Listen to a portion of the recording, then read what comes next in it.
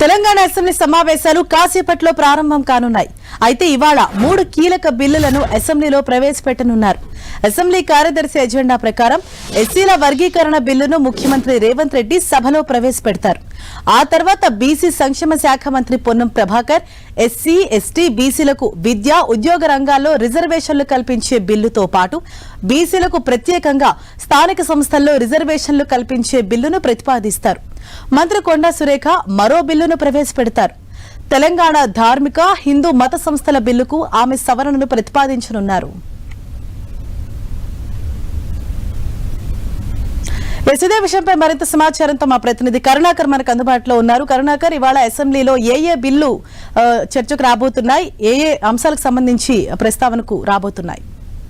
హరీష, మరి కాసేపట్లో తెలంగాణ అసెంబ్లీ 3వ రోజు సమావేశాలు ప్రారంభం కాబోతున్నాయి. ఈరోజు సభ ముందుకు మొత్తం 4 బిల్లులు రాబోతున్నాయి. అందులో 2 కీలక బిల్లులు అని చెప్పవచ్చు. ఎస్సీ వర్గీకరణ కావచ్చు, లేకపోతే బీసీ రిజర్వేషన్లకు సంబంధించిన బిల్లులను సభ ముందు ప్రవేశపెట్టబోతుంది. ముఖ్యమంత్రి రేవంత్ రెడ్డి ఎస్సీ వర్గీకరణకు సంబంధించిన బిల్లును ప్రవేశపెడతారు. మనం చూసాం, ఎస్సీ వర్గీకరణపై సుప్రీంకోర్టు తీర్పు ఇచ్చిన వెంటనే చాలా వేగంగా తెలంగాణ ప్రభుత్వం నిర్ణయం తీసుకుంది. దానిపై ప్రత్యేకంగా కేబినెట్ సబ్ కమిటీ ఏర్పాటు చేయడంతో పాటు ఒక కమిషన్ కూడా ఏర్పాటు చేసింది. ఈ కమిషన్ పూర్తి స్థాయి నివేదిక ఇచ్చిన తర్వాత ఎస్సీ వర్గీకరణలో మొత్తం 3 గ్రూపులుగా ఈ రిజర్వేషన్లలో కేటాయించాలని చెప్పి ప్రభుత్వం ఇప్పటికే నిర్ణయం తీసుకుంది. అందుకు సంబంధించిన పూర్తి స్థాయి సమగ్ర ఒక బిల్లు తయారు చేసింది. ఆ బిల్లును ముఖ్యమంత్రి రేవంత్ రెడ్డి రోజు సభలో ప్రవేశపెడతారు. ఈ రోజే బిల్లుపై చర్చ, ఆ తర్వాత బిల్లుకు సభ ఆమోదం తెలిపే అవకాశం కనిపిస్తోంది.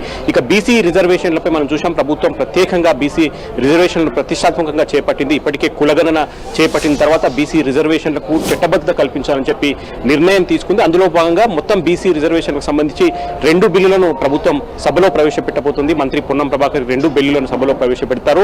బీసీ, ఎస్సీ, ఎస్టీలకు ఉద్యోగ ఉపాధి అవకాశాలకు సంబంధించి ఒక ప్రత్యేక బిల్లును సభలో ప్రవేశపెడుతున్నారు. దాంతోపాటు స్థానిక సంస్థల్లో రిజర్వేషన్లకు, బీసీలకు సంబంధించిన రిజర్వేషన్లకు సంబంధించి మరో ప్రత్యేక బిల్లును సభలో ప్రవేశపెడుతున్న పరిస్థితిని మనం చూస్తున్నాం. మొత్తం మీద విద్య, ఉద్యోగ ఉపాధి అవకాశాలతో పాటు స్థానిక సంస్థల ఎన్నికల్లో బీసీలకు 42% రిజర్వేషన్లు కల్పించే ఈ బిల్లు చాలా ప్రతిష్టాత్మకంగా ప్రభుత్వం తీసుకుంది. కాబట్టి ఈ బిల్లును ఈ రోజు ప్రవేశపెట్టిన తర్వాత దీనిపై రేపు సభలో చర్చ జరిగే అవకాశం కనిపిస్తుంది. దాంతోపాటు పొట్టి శ్రీరాములు తెలుగు యూనివర్సిటీకి సంబంధించిన చట్ట సవరణ బిల్లును కూడా సభలో ప్రవేశపెడుతున్నారు.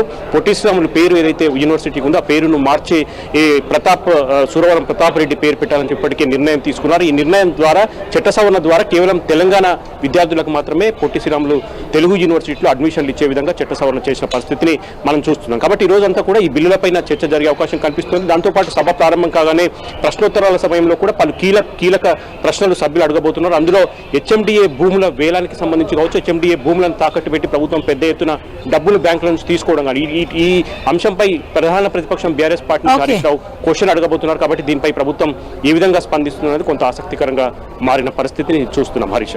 థాంక్యూ కరుణాకర్.